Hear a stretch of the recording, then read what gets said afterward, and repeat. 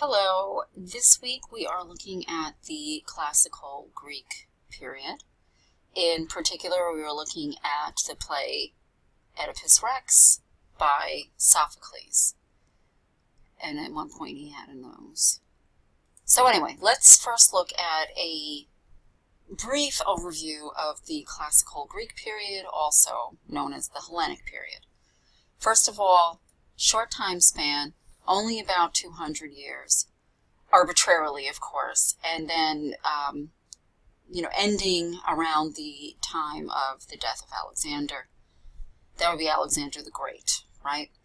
So during this time period, we know there's going to be wars happening because I just mentioned Alexander the Great. So we have the Greeks defeated the Persians, and then they were conquered by the Macedonians, the Greeks. And then after this time period, we start to see the rise of Rome.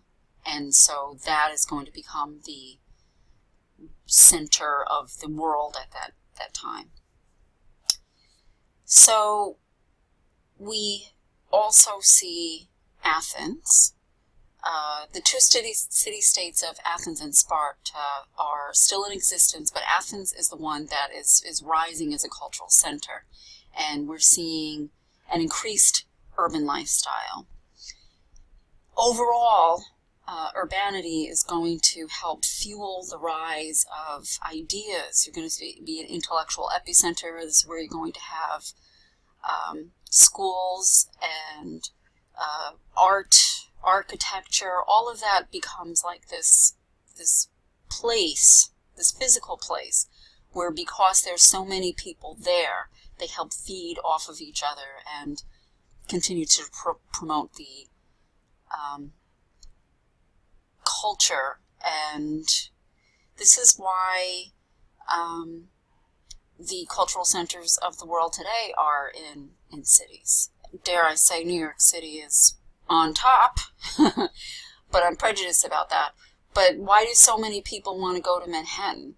Why is there so much happening there besides Wall Street, right? It's because there's just so much culture that this influences our thinking, and then it also helps us create ourselves.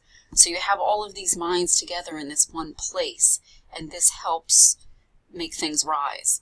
So when we're talking about this time period, it's 200 years or so, this idea of intellectualism and art, all of this time period is probably the most influential on our inheritance of Western civilization. For when we talk about the Greek period, of course, we look at the philosophers, etc., but going back to this period here, there was a lot that became our inheritance when we talk about our Greek inheritance. So, cultural, also these ideas here, religion is more demystified, then we have an increase in civil rights. So that in and of itself is an interesting idea. People have civil rights. Well, men have civil rights, even poor men. But as we see, women are still left out of the equation at this time. Also, these two things, talking about Greeks are looking at having a balance between the extremes of our human nature, which would be hedonistic, right, to go all out and just party all the time, or to the other extreme is to be ascetic and not, have any pleasure at all. No, there's going to be a balance between things. And who is a figurehead of this idea would be Apollo. He would be a god of moderation, having rational thought, ethical ideas, aesthetic balance. These are kind of things that are our cultural inheritance. Now, snuck in here a little bit too, as we were talking about Alexander up here, we also start to see more exploration. So it's not just about wars, but it's also about going more into Asia and also Africa. So there's more of a connection between the human cultures that were existing at the time.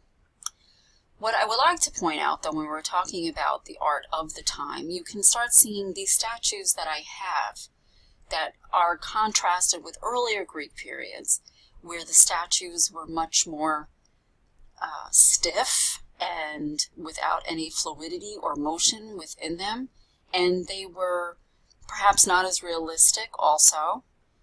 These statues have very fine attention to detail, and we see humans in actual human poses, as opposed to standing upright, rigid, hands at the side. That's no longer what's happening, and this, of course, is deeply influential in the arts. Sports, obviously, is a big deal. The male body is definitely being admired, and we can see how do they, at the time, think of the different genders. We can look at some of their statues. Male statues in all of their glory, their naked glory, and female statues, again, in motion, and they're still doing something, but clothed. You're not going to find female statues that are naked, maybe a breast. That's what's happening. So let's take a look at the actual play. So Sophocles was deeply influential in the theater. The beginning of the play, Oedipus,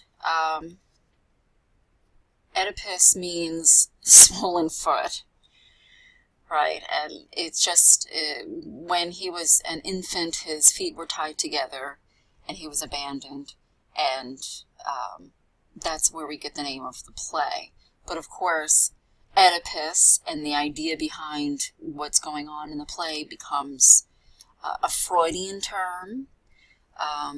So you have an Oedipal complex, and it really just means swollen feet. But what we see in the theater is that the chorus was playing a large part in what was happening in the theater. So you would have the principal actors, which would be two, and they would have a dialogue, and basically they were speaking on what was happening. And then the chorus would come in, and they would reiterate just what happened, and they would also add kind of commentary on what was happening on the stage. Well, believe it or not, Sophocles had lesser use of the chorus. Probably it's hard to believe if you read through the play and you see how much of the chorus is there, but he actually used less of the chorus. Also, a new idea is he would write parts specifically for certain actors. That happens all the time nowadays too. He had 3 actors on stage instead of the 2. He really puts himself out there, right? All male, of course. And for this particular play, it's considered the most influential drama ever written. Up to you to decide. So the amphitheaters, it was performed in amphitheaters, like one of the amphitheaters here. You can see they are huge. Now they're made for acoustics, right? You can hear better than you can see, right? So if you got bad seats up here, you can still hear the actors, but seeing them, not so much. So we have the use of masks, which help people from a distance see what is happening. This is a modern version of Oedipus going on there. This would be involving the chorus, but you wouldn't really see that many people on stage. And the mask would probably be bigger. They had exaggerated costumes, of course, again, so that the people could identify who was on stage. So going back here, a big no-no in drama at the time, but also today, is to use Deus ex machina This still happens, and that means it's poorly written.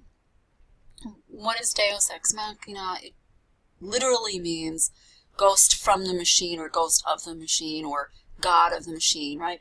So it has your plot, and you have your protagonist in some kind of situation which is you have not written correctly, and how do you get out of this situation? You have the God come out, and a God is omnipotent and can do whatever and resolve the situation. So instead of have the plot make sense and have any of its own resolution, you would just use a supernatural entity to fix your plot holes, as it was. So while that happened, and literally they had, an actor hooked up to some pulley and come in and, oh, I'm the god Apollo, and now, you're alive and you're dead and stuff like that. That's considered bad playwriting, and Sophocles was considered a master and would never use something like that. So even in today's world, when you're watching a movie or something, notice if there's plot holes, or if there's some kind of incongruous way of resolving some action. It happens here and there, and it could be bad editing or just bad writing. And it's not satisfying because it's kind of a cheat. And you go, well, no, you just cheated your way out of this situation. That also could be paired with the idea of dramatic irony, how people are writing things. At this time, everybody knew the story of Oedipus. It was not going to be a M. Night Shyamalan, how do you say his name, ending with the twist, right? Everybody knew what was going on. They all knew what was up with Oedipus. The idea of dramatic irony is that the audience knows what is going on, but the people on the stage do not. So it's a way of involving the audience in the play because you know something that they don't. So that makes you think, oh, he just did that. Why are you doing that? It just gives you more of a self-involvement. So you still see dramatic irony being used today. The plays, however, were not totally concerned with realism. So there wasn't any acting, like I said. There's just the ideas and the language, the diction. That is crucial. What is the morality here? Well, of a tragedy, mortals cannot escape pain and sorrow no matter what. That does go back to Aristotle's idea of having catharsis. All mortals are going to experience this. So when we see it on the stage, this helps us have a purging.